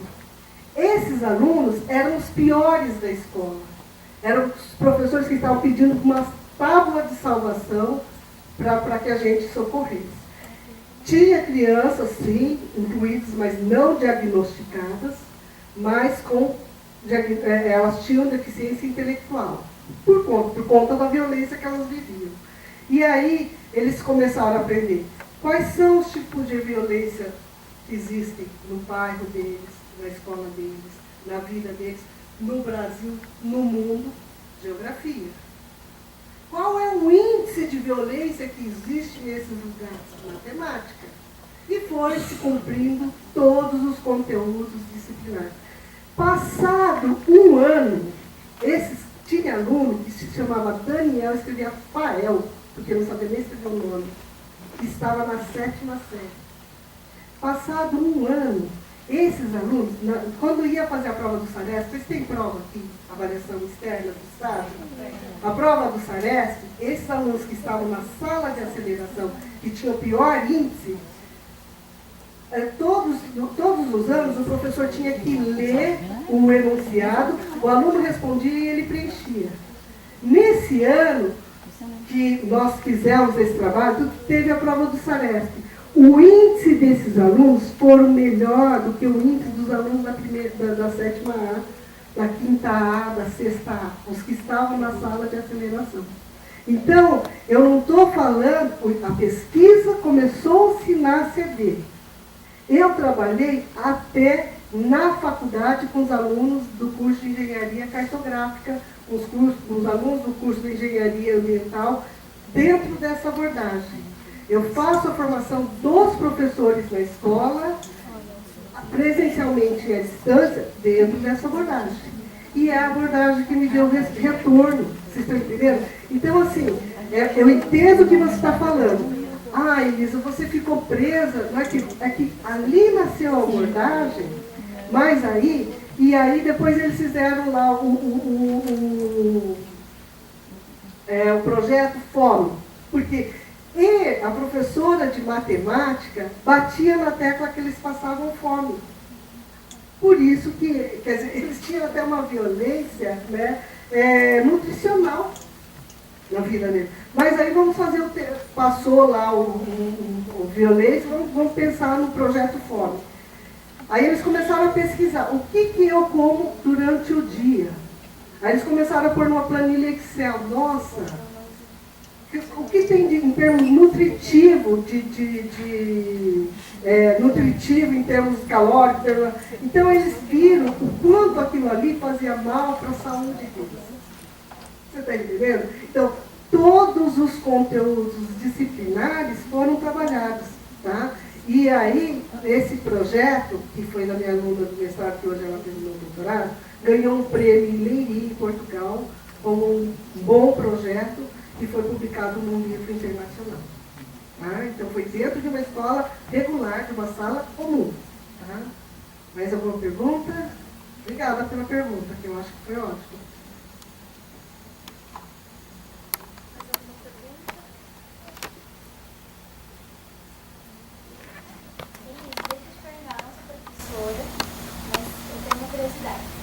Vamos supor, eu coloco um aluno especial dentro da sala de aula. Eu conheço o Polivalente, que é uma escola que tem estadual de perto, e eles têm a sala inclusiva, mas esse aluno também participa de aulas dentro da sala de aula, que é onde eu estou.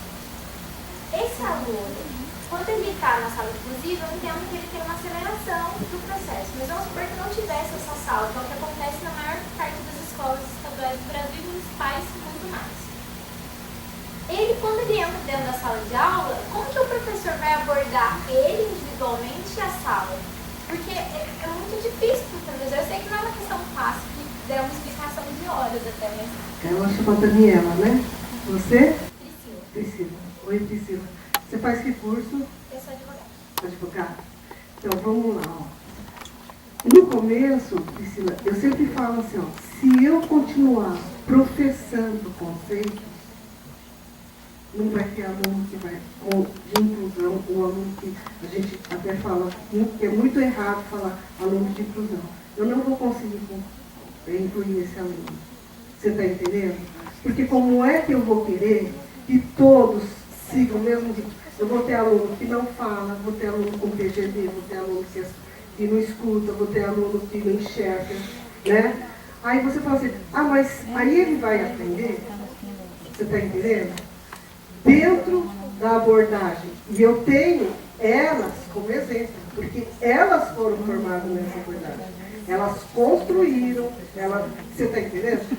Mas ela sabia, tem um raciocínio lógico muito bem.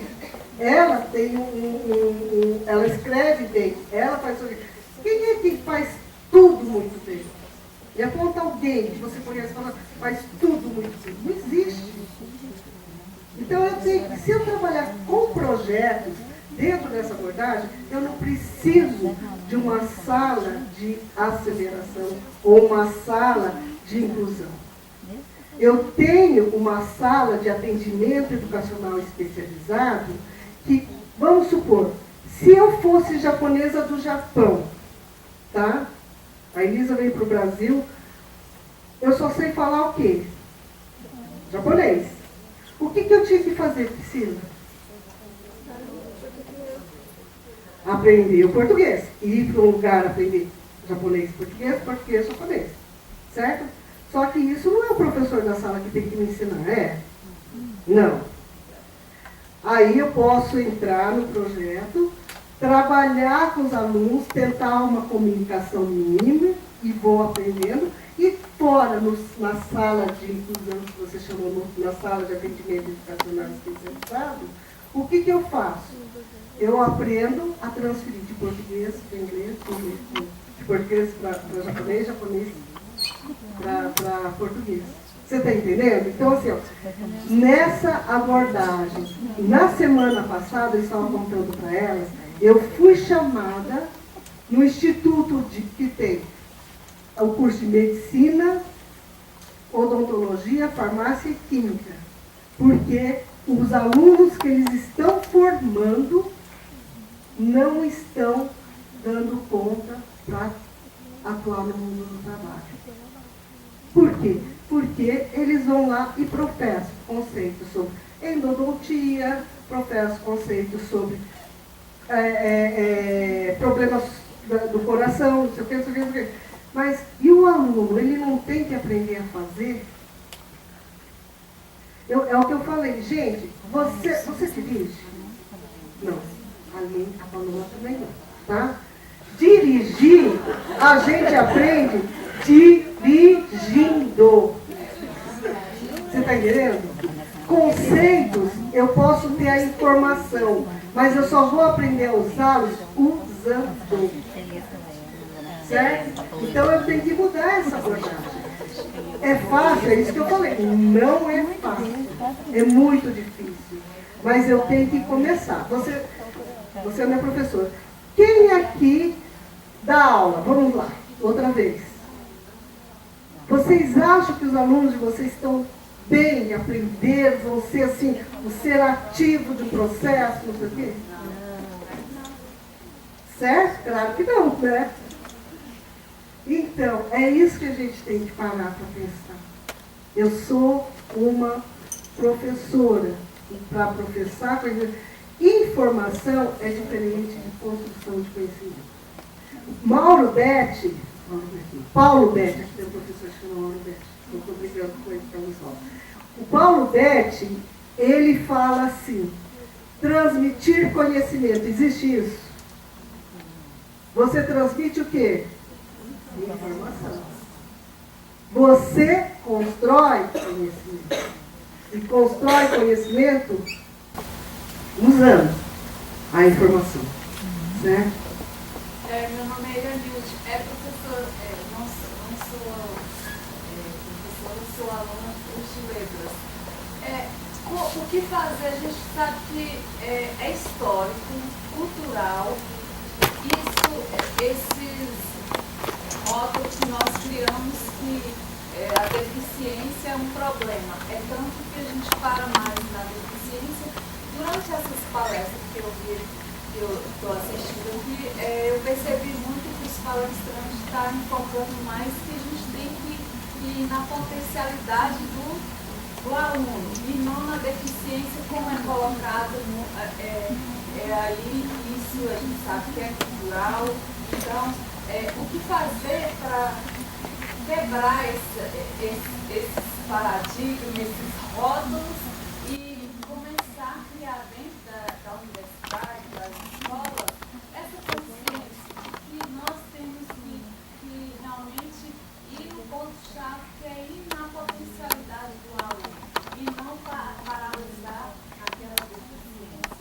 Quais os conselhos? O que a senhora diria? Iranilde, né? Iranilde.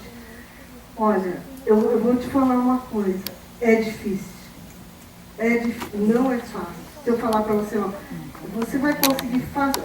Eu comecei a trabalhar, eu voltei em 2000. Elas sabem o quanto eu sofri de preconceito porque eu trabalhava diferente. Mas você não dá só, você não avalia com prova escrita? Não.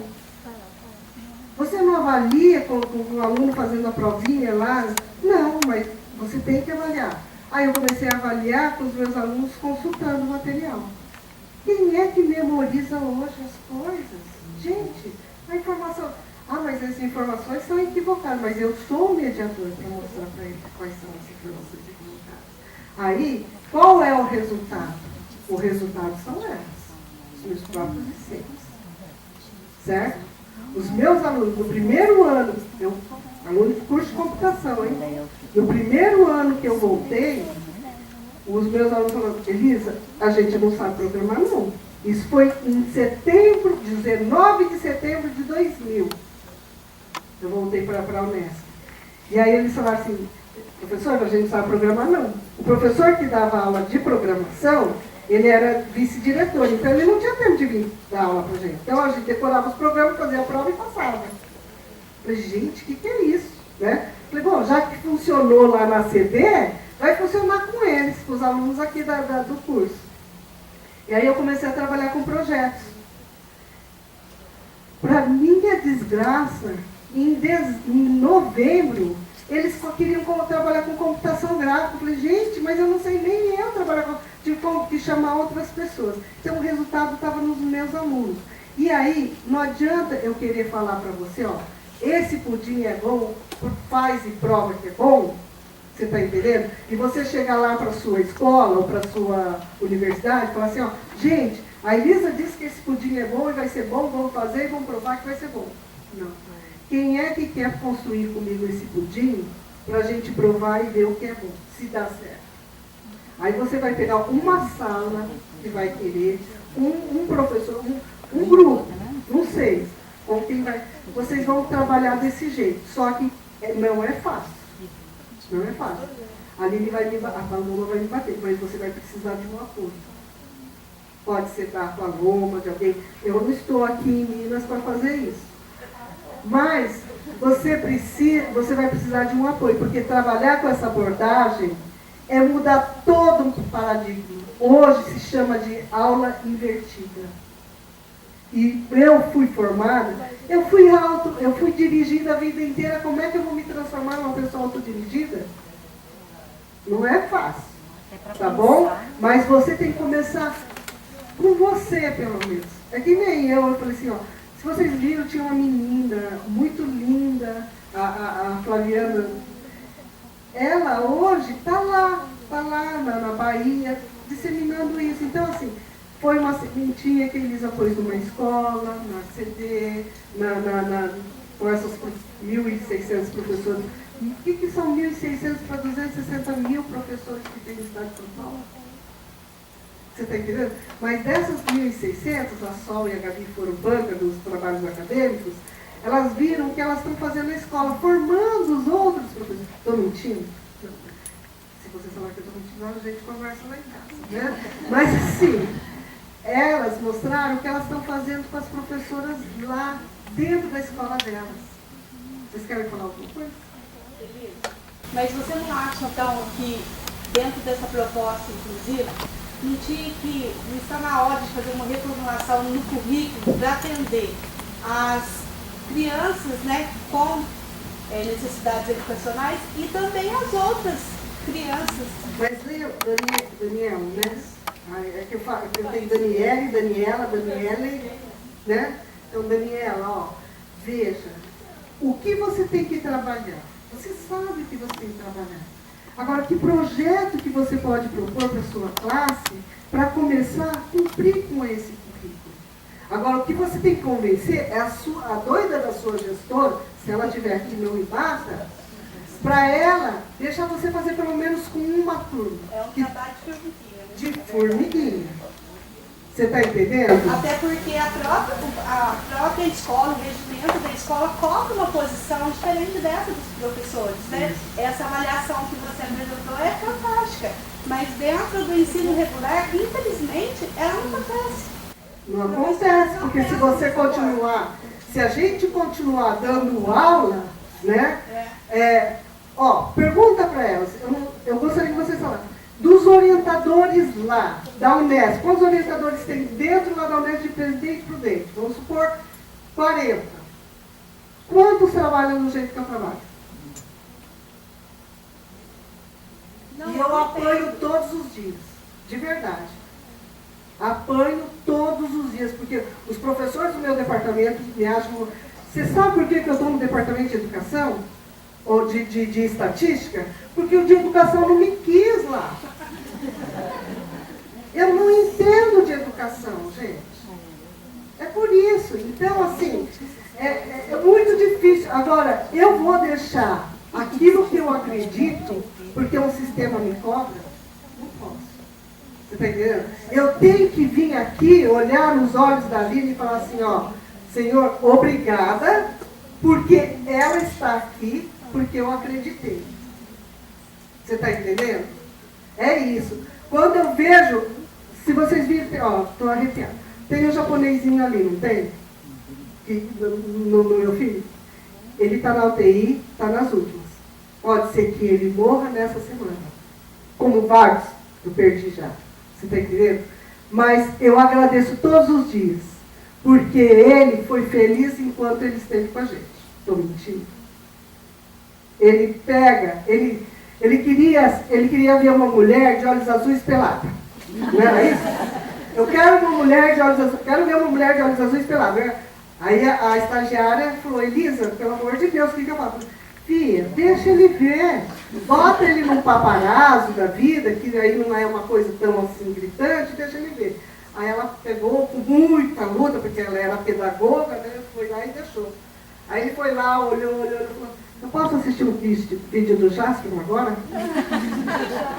Desmistificou, pronto. Aí depois, o que ele queria? Falei assim, o que você gosta? Do Jasper. Vamos escrever uma carta para o Jasper? Ele, vamos, ele tem síndrome de Down. A primeira carta que ele escreveu, oi Jasper, meu nome é Lu, visto social, porque ele sempre está vestido socialmente, se você ver. Vocês estão entendendo? Deixa aflorar. Agora, eu vou conseguir formar todos os alunos. Quantos das suas classes você acha que aprende de verdade? Quantos você tem? Eu sou da sala de AE. Ah, tá. Então eu dou uma classe comum. Quem dá aula na classe comum? Você, Lu? 15. Quantos você acha que se aprende, constrói o conhecimento de verdade?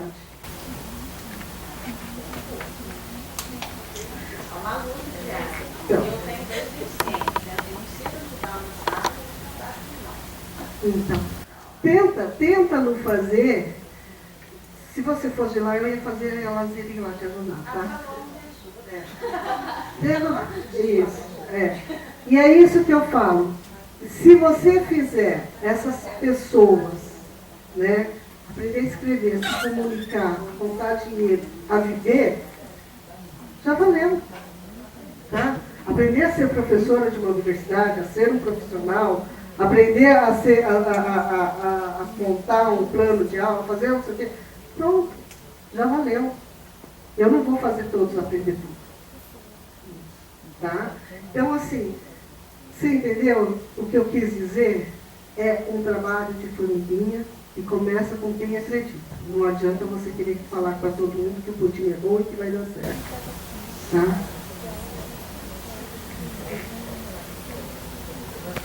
Professora, pela emoção, faz 39 anos que eu tomei economia. Eu já nasci estudando de João, chegando a 60 anos. Meu irmão na Retina, na cidade de Mora. Mas meu pai, desde que ele me levou ao colégio, 3 anos a gente estuda. Foi antes de começar a economia, em 77, o Dr. Paulo Maurício falou desse no momento do Rio, fazer o tratamento de vista lá nos Estados Unidos, que veio a luta para a gente enxergar, lógico, no quarto. Eu dessa indicador e o óxido de ferro, ele não usava aquele óxido de ferro. Então, essa maravilha, eu fiz a economia, era para ler filmes, né?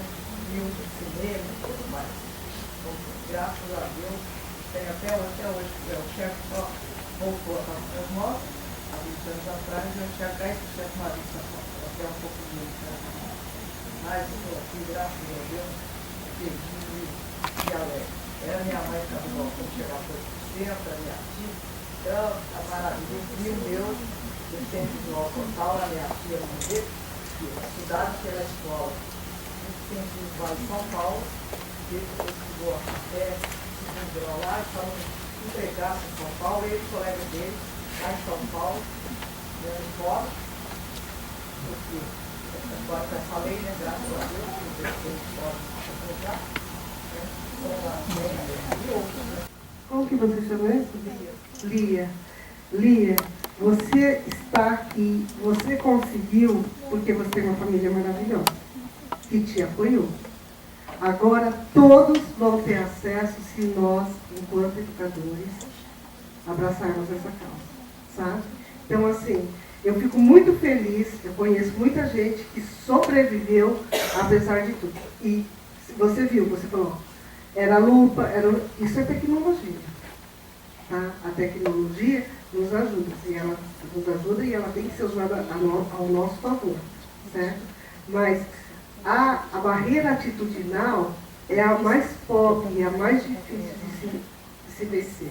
E você venceu todas essas barreiras. Tá? Achavam que eu não ia, depois da fase, nós achamos que eu não fosse passar da oitava série. Tá vendo? Não sei se eu falo com você.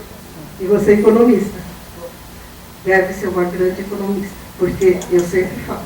Depois eu entrei na administração fazendo dado do Estado, eu sempre fui. Aposentei e fiquei Mas parabéns, parabéns, e espero que você seja um grande exemplo para as nossas crianças, né? E para as pessoas que estão aqui te ouvindo. Porque eu acho assim, eu vou ser uma barreira para essas pessoas, eu não quero. Agora, cabe a cada um, que é o que eu falo.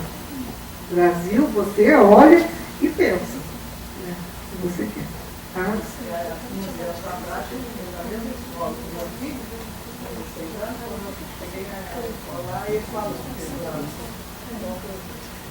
sempre tenho que orar, cuidar, dar um abraço no meu filho, falar parabéns, que Deus abençoe. Parabéns, Mia. Obrigada por estar aqui, tá? Gente, então... Deixa eu ter uma pergunta. Em relação, você mostrou aí algumas coisas sobre aquele menino mal falado, que a mãe começou a assistir o ensaio lá do fundo, foi chegando, até no dia, né? E quando a família, mesmo com a gente vendo, ela continua meio que tem o que a gente percebe assim, quando tem a criança na escola, a mãe é a primeira a deixar a criança e a última buscar. Porque quer ficar o maior tempo sem a criança. Então, o que a gente percebe Com certeza. acontece. Olha, o que a gente faz, né, com as escolas? A gente trabalha, nós estamos com uma escola e eles foram jogar, a escola inteira é problemática. Ela está no quilômetro 7. Eu falei assim, ainda vou escrever um livro, vocês vão ver um livro escrito quilômetro 7. Onde os pais rejeitam os filhos, as crianças, não é uma criança, todos. Os pais usam muita droga, tem muita... Então, assim, o que a gente fala? O primeiro trabalho que você tem que fazer é com a família. Mas não é tentar falar, inclusão não é eu falar para o outro, você tem que agir assim. Você está entendendo? É você tentar, junto com eles, construir como ele pode agir. Eu lembro que teve uma palestra do Nova e uma professora num curso que a gente estava trabalhando, que ela falou que o dia que ela chegou, quando ela viu a sala inteira suja, os alunos todos sujos, descabelados, com esse olho. E aí ela falou assim, meu Deus, o que eu vou fazer? Vou mandar eles tomarem banho? Eles vão me matar, né? Porque era uma classe horrorosa, cheia de problemas. Aí ela pegou, a primeira coisa que ela fez é pôr um espelho imenso na porta, do lado da porta, e aí ela ia lá e chegava cedo, antes que os alunos chegavam lá na frente e ficavam penteando o cabelo, se maquiando. Aí os alunos falaram, nossa, ele é louca, né? Aí começaram a olhar, ficaram olhando aí. Algumas alunas começaram a chegar cedo e também ia se arrumar. E aí ela falou, você me ajuda agora a ajeitar aqui a sala para a turma, não sei o quê. E começou a vir os alunos. E aí ela falou que a transformação foi tão rápida e tão grande, que ela, então assim, o que o novo, você deve começar com um projeto de extensão. Mas numa escola, o que é um projeto de extensão? É uma coisa pequena. Uma pesquisa é uma coisa grande. Uma formação é uma coisa maior. Você está entendendo? É um projeto que você começa com um pai, ou então convidando os pais para fazer alguma coisa que você acha que vai ser legal. E aí você começa a discutir que legal, a gente podia fazer isso com ele, mostrar o potencial, o que você admira naquela criança. Porque não pensa que a mãe dele sentou ali, ou foi indo para frente, porque ela teve a percepção. Foi um trabalho que eu comecei a fazer junto com a professora e com a mãe dele. Eu nunca falei para ela, a senhora bate no seu filho todo mundo com filho. Você está entendendo? Nossa, que lindo, você viu? Ele fez toda uma pesquisa de não sei o quê. Todo mundo quer ouvir coisas boas, que edificam, não coisas pesadas que seu filho. Você está entendendo? E é assim, não é fácil, não é fácil. Mas nós conseguimos, graças a Deus. Tá?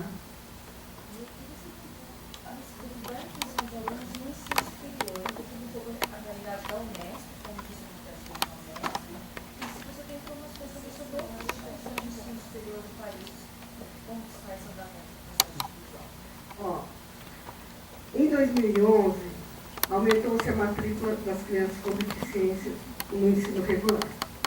E agora, graças a Deus, eles começaram a entrar no ensino superior. Né? O que acontece? Tem a barreira que a gente, como em qualquer escola, né? Aí, o que o coordenador, a primeira coisa quando chega uma criança com deficiência lá, um discente, eles me ligam, Elisa, tem um aluno cego aqui, você pode conversar com a gente? Posso. Marcou-se uma reunião no Departamento de Educação. Vai a Elisa lá. Quantos professores foram na reunião? Quantos?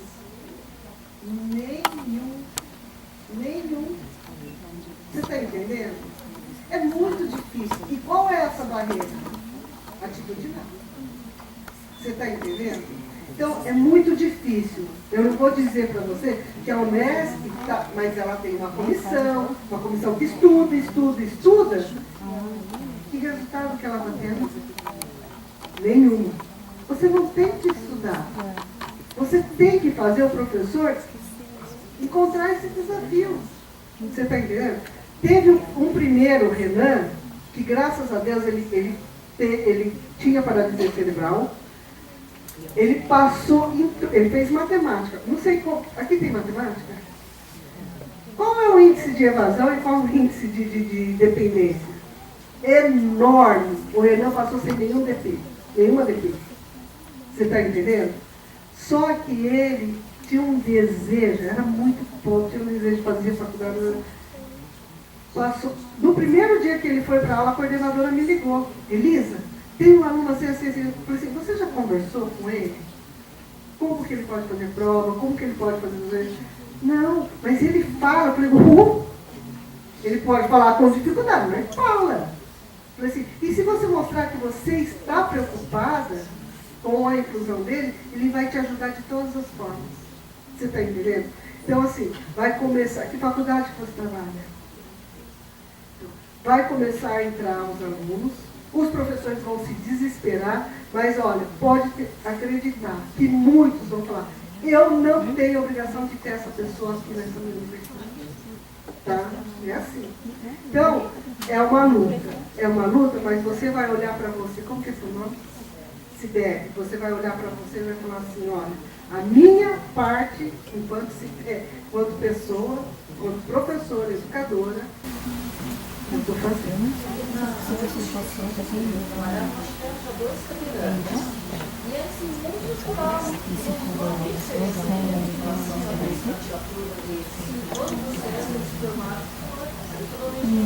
Mas eu acho que também depende do tipo de deficiência.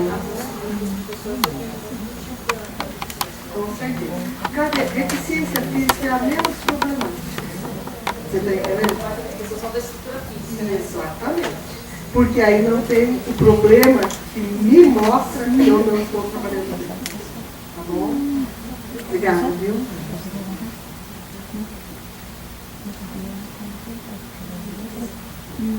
Bom, eu gostaria de agradecer, né, mais uma vez a professora Elisa por ter vindo aqui finalizar o nosso seminário de inclusão, né, ter encerrado aí com chave de ouro.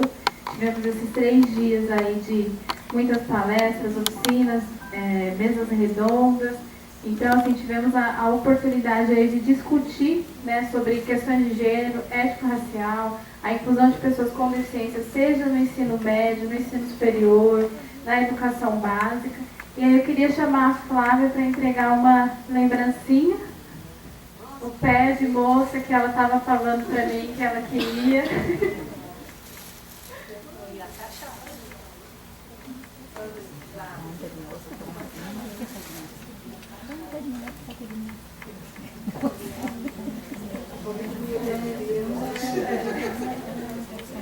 Eu queria chamar aqui também a diretora da assistente estudantil, a Lídia, porque é nossa parceira aqui no seminário também, né, junto com o Núcleo de Acessibilidade e Inclusão, para que ela possa fazer seus agradecimentos também, dar uma fala aqui para todos nós. Boa tarde a todos e todas. Só reiterar, né, novamente o que a Paloma, né, já colocou, agradecer a presença de todos vocês, né, se deslocarem de madrugada aí para vir para assistir o seminário, prestigiar e fazer essa construção desses conhecimentos, dessa reflexão e, né, e de todas essas discussões. Então a gente só tem a agradecer a presença de todos e que possamos estar juntos no próximo ano. Boa tarde, bom retorno a todos e bom final de semana. Obrigada. Obrigada.